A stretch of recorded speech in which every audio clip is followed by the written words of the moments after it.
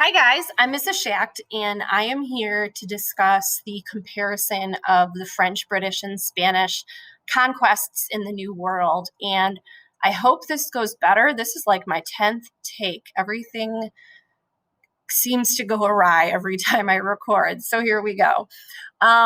When it comes to Native and European conflict, you can usually trace the roots of that conflict back to one of three things. Fighting over land, forced religious beliefs, and of course, squabbles over resources. So just kind of keep that in mind as we look at these three groups. If you were ever to be asked a question about the similarities and differences between these three groups, geography is probably one of the biggest and easiest differences to remember. The French will settle along the Canadian corridor here, along that St. Lawrence Seaway. Eventually, they're going to find their way across the Great Lakes and then extend a very lucrative fur trade into the Midwest, which we will discuss. The British will settle along the eastern seaboard of the United States. And in the next chapter, you guys are really going to get into the colonial settlements and the differences among those as well. And then the Spanish, while you see them here in present-day Florida, will have a very big presence in Central and South America as well. I know Mr. Brigham touched on this in his presentation, but the Spanish were known as conquistadors, and they were driven by the three G's: gold, God, and glory, right? Those riches, the implementation of Christianity among the natives, and of course, the glory of being able to do both. And one of the most famous conquistadors is Hernan Cortez. He comes across the Aztec Empire in Mexico and is kind of blown away by how advanced a civilization the Aztecs have. But unfortunately, he is successful in conquering the Aztecs in 1519. One of the other things, so in addition to conquistadors, that really differentiates the Spanish from the other two groups is the implementation of the Encomienda system. And you'll notice that anything that's highlighted like this in my presentation is a Quizlet term. The Encomienda system, as you've already heard, is essentially a glorified system of slavery. And, plots of land were given to Spanish landlords. They told the natives, hey, if you work the land for us and find us all these golds and riches, we'll take care of you. We will convert you to Christianity. But unfortunately, really, it became a system of slavery. Another differentiation from the Spanish and the British and the French is the interaction of Spanish men and Native and eventually African women. So two terms that are also Quizlet terms are mestizo and mulatto.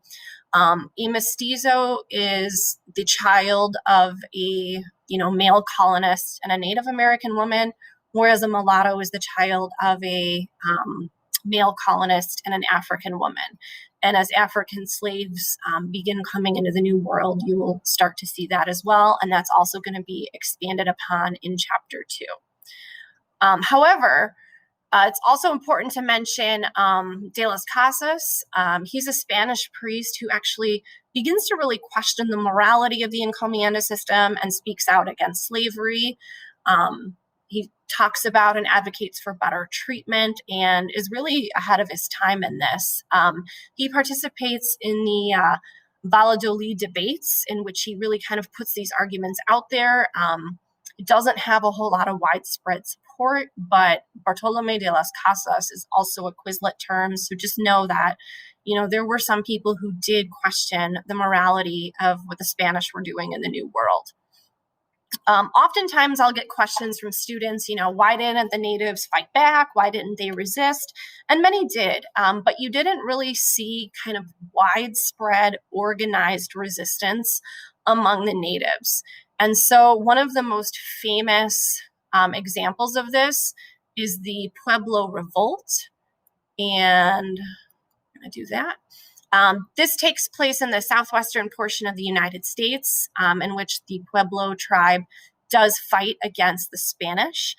They are able to drive the Spanish out for 12 years, and that's pretty successful. But unfortunately, the Spanish do return and kind of reconquer the Pueblo. So probably the biggest example of a successful resistance. There is definitely resistance that takes shape, but probably nothing of this magnitude, so to speak.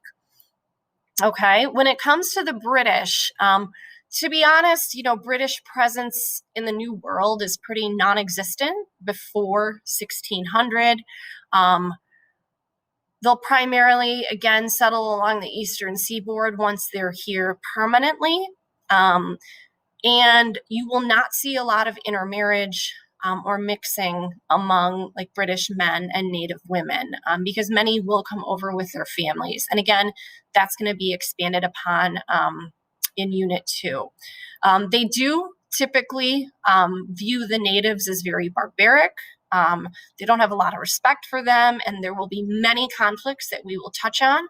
But I do think it's important to note that the British do try before 1600 and are unsuccessful.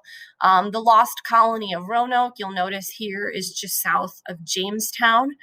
You'll read about Jamestown in Chapter 2. That's going to be the first permanent British settlement in the New World. Roanoke tried a couple of times and essentially disappeared. And it's always fun to look at, what happened to those original colonists. Were they killed? Did they were they absorbed by local native tribes? But this is a colony that has zero success during this time. And then, of course, with the French, the French are known for their very lucrative fur trade. They work pretty hand in hand with the natives for the most part in this endeavor. Again, they kind of start in this Canadian corridor and work their way through the Great Lakes.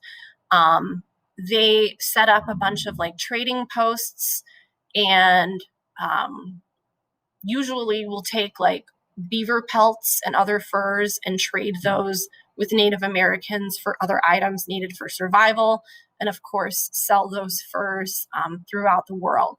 They do try to like implement Catholicism among the natives, probably not as forcefully as maybe the Spanish per se, but there is a little bit of that as well. Okay, so to just kind of summarize, you guys, if you were to see a question that asked you to look at the Spanish and the British, or the British and the French, or the Spanish and the French, what might be some of the similarities and differences? Obviously, one of the biggest similarities is that they're all going to try to implement some level of religion among the natives. They're all looking for new economies, new lands, and resources to just advance their countries of origin. And they do leave a lasting impact in those areas they settle. I mean, French Canada is very prominent today. We know that the British will eventually settle the 13 colonies and create the U.S. So there is kind of that lasting impact, so to speak. When it comes to differences, geography, I think, is a big one in terms of where they settled. Their level of treatment of the natives is different, and I'm big into like mnemonic devices. So this is how I remember it. Like the French and the fur trade had more friendly relations. The British saw the natives as more barbaric and savage, and there were a lot of, squabbles among them. And then, of course, you have the Spanish, who took the natives as slaves. And this is a typo, my sincere apologies, but the level of economic systems that they implement will be different. Obviously, again, the French with the fur trade and the Spanish with the Encomienda system. So next week, you guys are going to take a look at chapters 2 and 3.